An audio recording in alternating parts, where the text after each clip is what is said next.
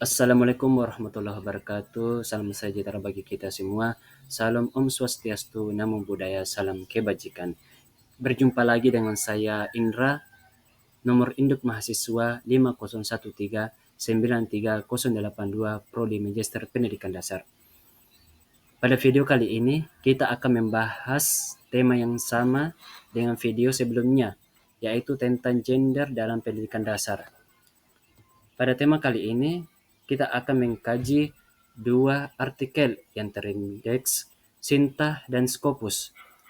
Pada jurnal yang pertama, kita akan membahas tentang hal-hal penting dari jurnal tersebut dan bagaimana keterkaitannya dengan keadaan atau kondisi di tempat saya mengajar.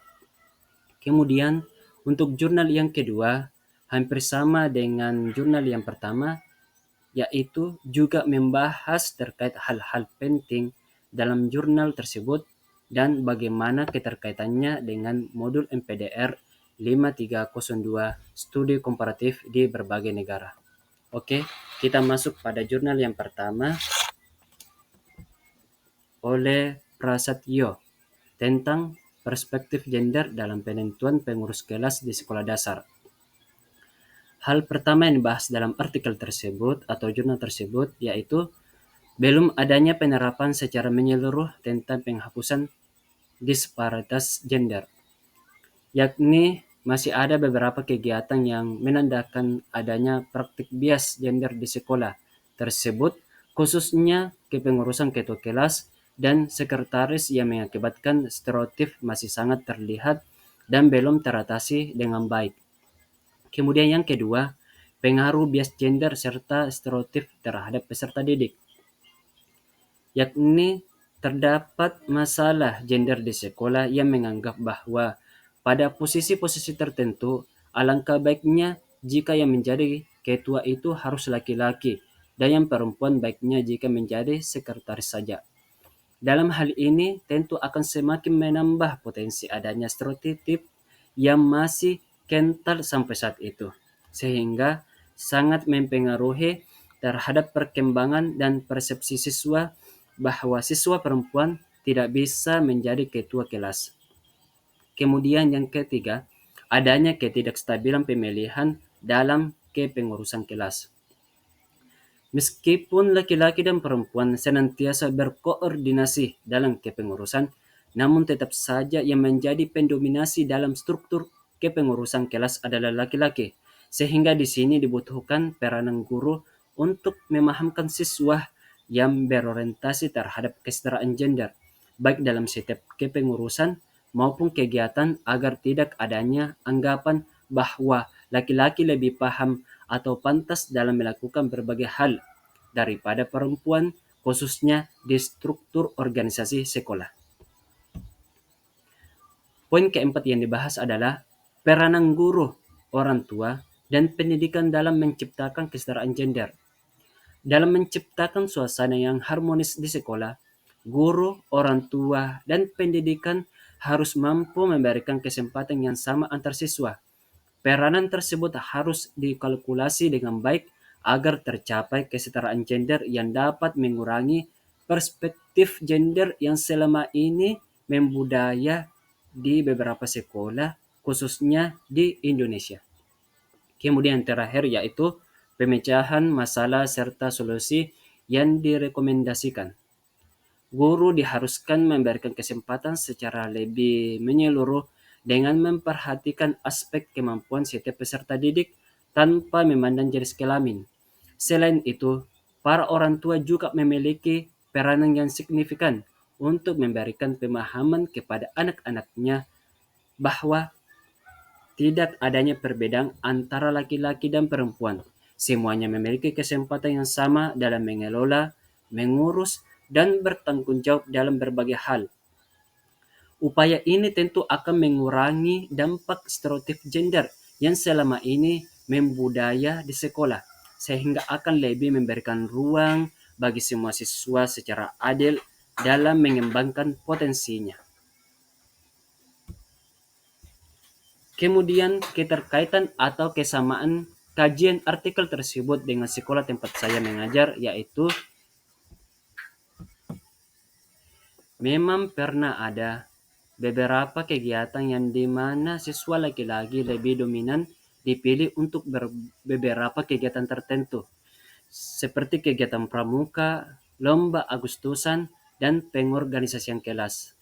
Hampir setiap tahun itu terjadi, sehingga ada beberapa inisiatif guru untuk merubah kebiasaan tersebut dengan senantiasa mendorong semangat siswa perempuan untuk percaya diri dalam mengikuti setiap kegiatan yang ada, sehingga pada akhirnya terjadi keseimbangan gender yang dimana siswa laki-laki dan perempuan memiliki hak yang sama untuk berkegiatan, meningkatkan potensi diri, serta mengelola kegiatan pengorganisasian OSIS maupun pengorganisasian kelas yang dapat mengurangi bias gender dan stereotip gender di sekolah. Kita lanjut pada artikel yang kedua oleh Salvatore dan Cherubini tentang gender stereotypes in physical education, state of the art and future perspectives in primary school. Hal pertama yang dibahas dalam jurnal tersebut ialah tentang pelatihan guru yang lebih spesifik serta berkelanjutan, yang dimana tujuan dari pelatihan tersebut untuk mengurangi dampak dari stereotip gender khususnya dalam kegiatan pendidikan jasmani, yang dimana melalui program pelatihan ini diharapkan mampu menekan pertumbuhan diskriminasi atau stereotip di lingkungan sekolah, yang dimana fokus pelatihan tersebut mencakup penyusunan kurikulum yang lebih inklusif serta mendukung penggunaan bahasa tentang kesetaraan gender. Kemudian yang kedua, penerapan pendekatan koedukasional dan implementasi program intervensi. Pada peningkatan pada pendekatan tersebut dapat mengurangi dampak dari adanya stereotip gender di sekolah, sehingga dalam implementasinya dapat meningkatkan partisipatif siswa dalam kegiatan pendidikan jasmani, khususnya terhadap siswa perempuan. Kemudian yang ketiga, adanya pengembangan kurikulum serta materi ajar yang lebih inklusif. Pada kegiatan program tersebut, guru diharuskan untuk lebih mengedepankan penggunaan pendekatan secara kreatif, adaptif, serta penyusunan bahan ajar yang mendukung kesetaraan gender agar dampak dari stereotip gender dapat menurun terhadap kegiatan pembelajaran. Kemudian yang keempat, adanya promosi sekolah yang mendukung kebijakan kesetaraan. Adanya upaya penerapan kebijakan dari sekolah untuk mengedepankan kesetaraan gender secara prioritas dengan pengawasan terhadap pelaksanaan kegiatan pendidikan jasmani dan evaluasi terhadap persepsi guru serta siswa secara berkala. Kemudian yang terakhir yaitu partisipatif dan keterlibatan siswa perempuan dalam berbagai kegiatan. Adanya program seperti Girl Active yang menunjukkan tentang pentingnya melibatkan siswa perempuan dalam kegiatan diskusi dan kegiatan yang membongkar mitos dan juga stereotip gender.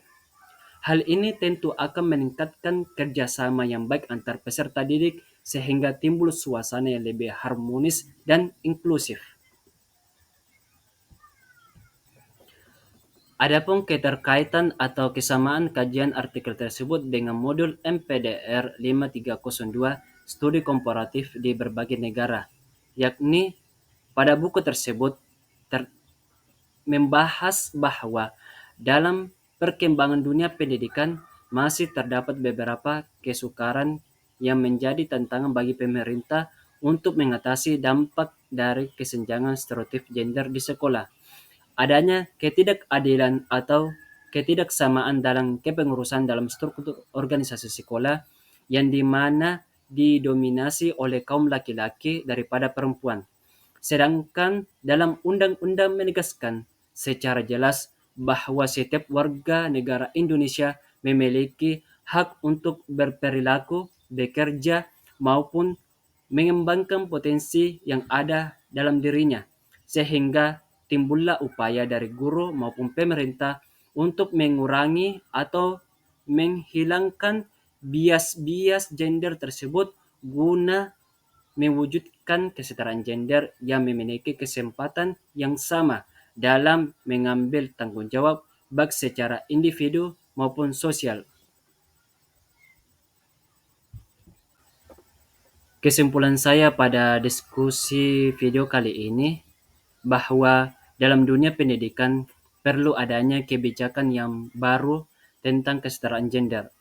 Hal tersebut bertujuan agar setiap sekolah mampu mengelola dengan baik kegiatan-kegiatan yang dilakukan supaya lebih bersifat inklusif, yang dimana hal ini dapat menciptakan keadilan dalam perbedaan jenis kelamin sehingga mampu mengurangi kesenjangan antar siswa pada faktor stereotip gender.